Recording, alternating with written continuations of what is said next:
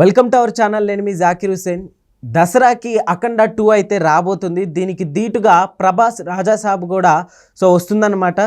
ఈ రెండిట్లో ఏది ఎలా ఉంటుందో తెలుసుకునే ప్రయత్నం చేద్దాం. ప్రస్తుతం మనతోటి జగదేవ్ గారు ఉన్నారు, సీనియర్ జర్నలిస్ట్. వెల్కమ్ చెప్పేద్దాం. Hi sir. హలో అండి. అయితే దసరాకి బాలయ్య బాబు గారికి పోటీగా రాజాసాబ్ వస్తున్నట్టు వార్తలు అయితే వస్తున్నాయి. అండ్ ఏం చెప్తారు? రాజాసాబ్కి అఖండకి కంపేర్ చేస్తున్నారా? అంటే సినిమా ఇప్పుడు మొన్న సంక్రాంతికి ఏం జరిగింది? డాకు మహారాజ్ వచ్చింది, గేమ్ చేంజర్ వచ్చింది, సంక్రాంతికి వస్తున్నాం వచ్చింది. మూడిట్లోకి డాకు మహారాజా, గేమ్ చేంజర్ మంచి కాంపిటీషను. సంక్రాంతి ఎలాగో ఫ్యామిలీ లేడీస్ కదా, ఫ్యామిలీ ఆడియన్స్ కదా అనుకున్నారు. సో సంక్రాంతికి వస్తున్నామే ఎక్కువగా పబ్లిక్లో టాక్గా నిలబడింది, జెన్యున్గా మాట్లాడుకుంటే. సో బట్ మార్కెట్ ప్రకారం ఆ రెండింటికి మంచి మార్కెట్ వచ్చేసింది. ఇప్పుడు కూడా అఖండ 2 దసరాకి రాబోతుంది. At the same time Raja Saab కూడా 500 కోట్లు బడ్జెట్ అంట. ఎందుకంటే ప్రభాస్ ఇప్పుడు పాన్ ఇండియా స్టార్ కాబట్టి ఆ స్థాయిలో ఇంకా ఆయన అక్కడికి వెళ్ళిపోయాడు. ఇప్పుడు మేకింగ్ రైట్స్ కానీ లేదా మేకింగ్ ఎఫర్ట్స్ కానీ చూస్తే ప్రతిదీ కూడా వండర్గానే ఉంటుంది, చాలా అద్భుతంగా చేస్తున్నారు.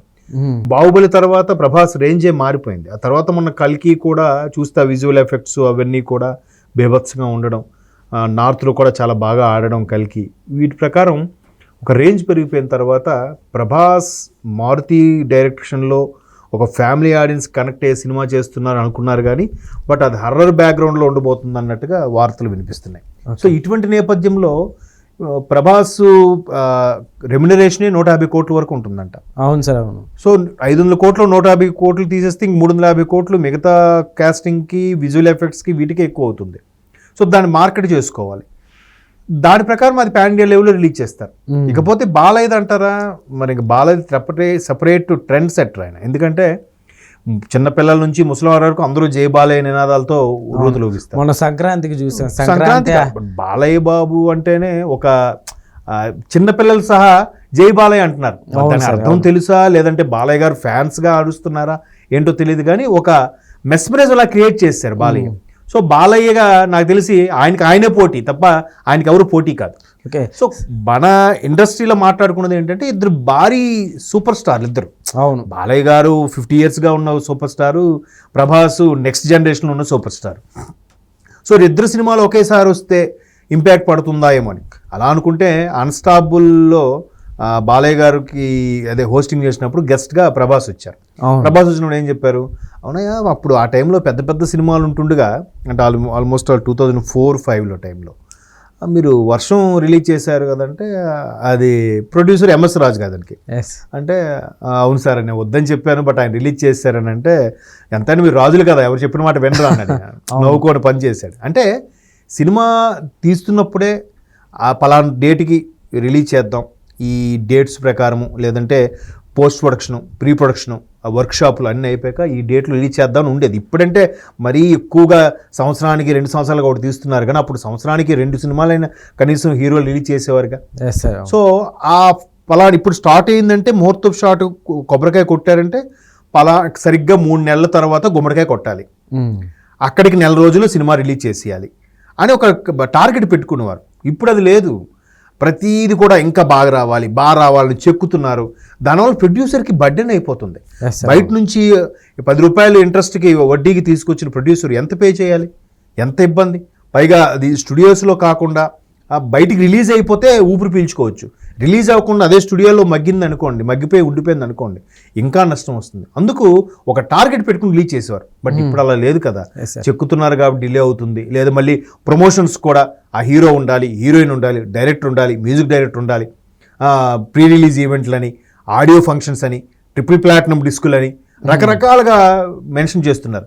వీటన్నిటి వల్ల మళ్ళీ ఈ సినిమాకి అయిన వ్యయం 500 కోట్లు అయితే ప్రమోషన్స్కి ఇంకో 50 కోట్లు పెట్టాల్సి వస్తుంది. పైగా ఇప్పుడు పాన్ ఇండియా మూవీ ఒక భాషలో ప్రమోషన్ చేస్తే సరిపోదు. తెలుగు, తమిళ్, కన్నడ, మలయాళం, ఓవరాల్ కామన్గా హిందీ ఒకటి ముంబైలో చేయాలి. సో ఇంత ఖర్చుతో కూడుకుడు వ్యయం కాబట్టి ప్రభాస్కి పోటీగా అఖండ 2, రాజాసాబ్ పోటీగా అఖండ 2 వచ్చింది, ఎలా నిలదొక్కుంటుంది? థియేటర్స్ కూడా ఇబ్బంది కదా. దసరా అనేసరికి మరికొన్ని చిన్న సినిమాలు కూడా వస్తాయి మార్కెట్. అయితే మనం ఇక్కడ ఎవరికెవరు పోటీ ఏది అనుకోవడానికి లేదు. ఇండస్ట్రీ జనరల్గా అందరూ చెప్పే మాట నేను చెప్తున్నా, కళామ తల్లి దృష్టిలో ఎవరిలో టాలెంట్ ఉంటే, ఏ సినిమాలో సత్తా ఉంటే, ఏ సినిమాలో సబ్జెక్టు కథ మెయిన్ హీరోగా ఉంటావు, అది చిన్నదా పెద్దదా కాదు, ఎలాగైనా ఆడుతుంది. కేర్ ఆఫ్ కంచరపాలెం తీసుకోండి, అలాగే బలగం తీసుకోండి, తర్వాత కన్నడ మూవీ వారాహి మాతది వచ్చింది చూసారా, కాంతారా అసలు ఎక్స్పెక్టేషన్సే లేవు. అటువంటి కాంతారా ఎట్లా పాన్ ఇండియా మూవీ అయిపోయింది, ఎవరైనా ఎక్స్పెక్ట్ చేశారా?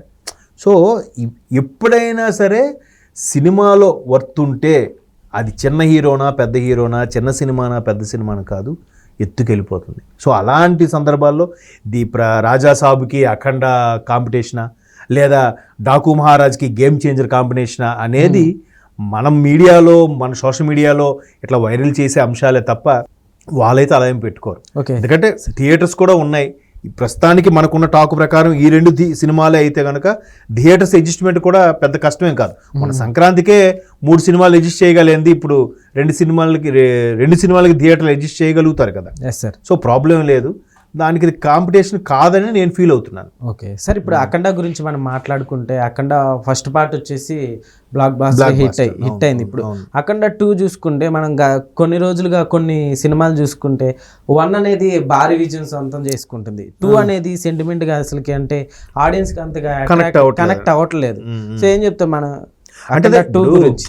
ఫస్ట్ మూవీ బ్లాక్ బాస్టర్ అయితేనే సెకండ్ దాని మీదకి హోప్ ఎక్స్పెక్టేషన్ ఎక్కువ వస్తుంది.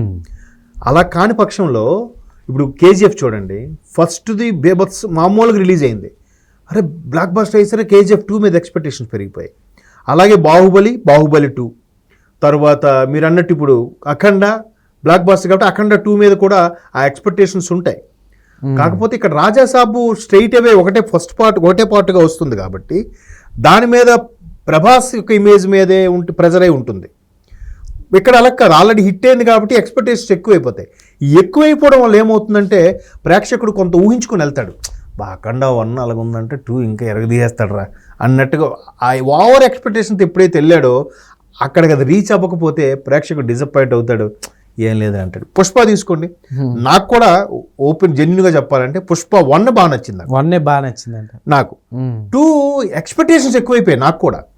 1 ఆ రేంజ్లో ఉందంటే 2 ఏ స్థాయిలో ఉంటుందిరా బాబు అన్నట్టుగా అక్కడికి వెళ్ళిపోయేసరికి ఓకేలే, మామూలు మళ్ళీ ఫ్యామిలీ సెంటిమెంటు రిలేషన్స్ ఇదే కాన్సెప్ట్లో ఉన్నట్టుందిగా, కొన్ని సీన్స్ కొత్తగా తీసారేమో కానీ మిగతా మళ్ళీ అదే సబ్జెక్ట్లా ఉందే, నేను అనుకున్న స్థాయిలో లేదే అని ఫీల్ అయినప్పుడు పుష్ప 1తో పోలితే పుష్ప 2 కొంచెం తక్కువ అనిపిస్తుంది. బట్ కలెక్షన్స్ పరంగా పుష్ప కన్నా పుష్ప 2 మొన్నే ప్రొడ్యూసర్స్ అనౌన్స్ చేశారు 1875 కోట్లు అంట, రికార్డ్ అది కదా.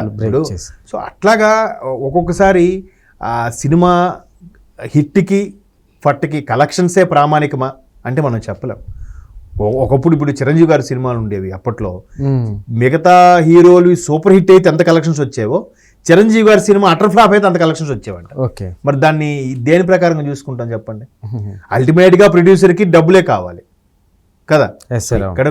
కాబట్టి సినిమా హిట్టు ఫట్టు అనే దానికి ప్రామాణికము కలెక్షన్సే అయితే ప్రతి సినిమా ఇప్పుడు కలెక్షన్స్ బాగానే వస్తున్నాయి, అనుకున్న దానికన్నా ఎక్కువ వస్తున్నాయి. అది చిన్న హీరోనా పెద్ద హీరోనా కాదు, ఎందుకంటే రకరకాల ప్లాట్ఫామ్స్ ఓటీటీ అని, యూట్యూబ్లని, లేదంటే శాటిలైట్ ఛానల్స్ అని రకరకాలుగా ఉన్నాయి కాబట్టి అది ప్రామాణికమే కాదు, సినిమా గుర్తుండిపోయేలాగా తీయడం అనేదే నా దృష్టిలో సూపర్ హిట్ అంటే. బట్ ఇప్పుడు అది అర్థం మారిపోయింది కాబట్టి ఎవరు కాంపిటీషన్ కాదు, ఎవరి సినిమాలో సత్తా ఉంటే ఆ సినిమా ఖచ్చితంగా ఆడుతుంది. Okay sir, thank you.